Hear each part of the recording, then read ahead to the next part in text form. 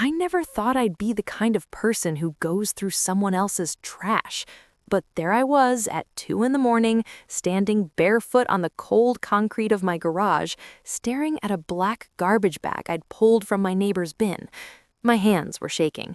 Not from the cold, from what I'd seen inside. Let me back up. We moved to Oakmont Estates 3 years ago. My husband Derek got promoted, and suddenly we could afford one of those houses. You know the kind. Perfect lawns, 3-car garages, HOA meetings where people argue about fence heights. Everyone waves, everyone smiles, everyone has secrets, but they're supposed to be the boring kind. Affair with the tennis instructor, Botox at 40, that sort of thing. Our neighbors, the Castellanos, lived 2 doors down, Richard and Vanessa. Early 50s, no kids, money that came from somewhere vague, something about investments and real estate. Vanessa hosted book club, Richard coached Little League even though they didn't have children. Model citizens. I liked Vanessa. We'd have coffee sometimes. She always asked about my son, always remembered his science fair projects. She had this warmth about her, this way of making you feel seen. Then, one Thursday, Derek came home late from work looking strange. Not guilty strange. Frightened strange. "You okay?" I asked.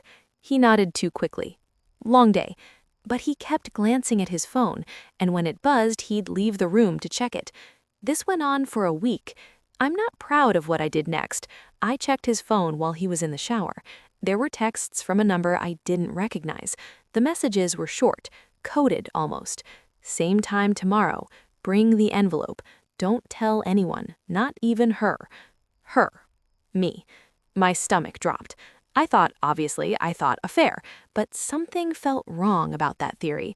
Derek wasn't acting guilty, he was acting scared. Friday night, I pretended to go to bed early. Instead, I waited until Derek fell asleep, then I got dressed and sat by our bedroom window, watching. At midnight, our front door opened quietly. Derek walked out, got in his car, and drove away. I followed him. I know how this sounds, but I kept my distance, headlights off, until I was far enough behind. He drove through our neighborhood, turned left on Maple, then right on Birchwood. Then he pulled into the Castellanos' driveway. I parked 3 houses down and waited. The lights were on inside their house. Through the windows, I could see shapes moving. Derek, Richard, and 2 other people I didn't recognize. They were in the living room, talking. Derek handed Richard something, a manila envelope. I sat there for 40 minutes. Finally, Derek came out. He looked exhausted, defeated. I drove home faster than him and pretended to be asleep when he crawled back into bed. The next day, I couldn't stop thinking about it. What was in that envelope? Why Richard? And who were those other people? Vanessa invited me over for coffee that afternoon. I said yes. I needed to see inside that house again. Everything seemed normal. We talked about the usual things. She mentioned Richard was at a golf tournament. I smiled and nodded and asked if I could use her bathroom. Instead, I went upstairs. I don't know what I was looking for. Evidence of an affair? Blackmail? I opened the door to Richard's office. It was neat. Too neat. A desk with a computer, filing cabinets. I tried one. Locked. Then I saw it. On the bulletin board behind his desk, there were photographs, Polaroids, houses in our neighborhood, each one labeled with an address and a date. Our house was there, and beneath each photo there were names. Not the names of the people who lived there now. Different names. Strangers. I took a picture with my phone and got out of there. That night, I couldn't sleep. I kept staring at the photo I'd taken. I recognized some of the addresses. The Hendersons' house, the Pratts', the Kims'. I started searching online. I typed in the names from Richard's board, cross-referenced with the addresses. And that's when I found them. Obituaries, missing persons reports, accidental deaths. Every name on that board, dead or vanished, and every one of them had lived in Oakmont Estates. My mouth dried up. I looked up our address. The name under it, Lydia Marsh. I searched her. Lydia Marsh. Died 2019, carbon monoxide poisoning. Accidental. She'd lived in our house 4 years ago, right before we moved in. I wanted to scream. I wanted to grab Derek and shake him and demand to know what the hell was happening. But I didn't, because I realized something else. The dates on those photos, they were all after the deaths, like someone was documenting, keeping score, and Derek was involved. I waited for the next Thursday, trash day. The Castellanos always put their bins out the night before.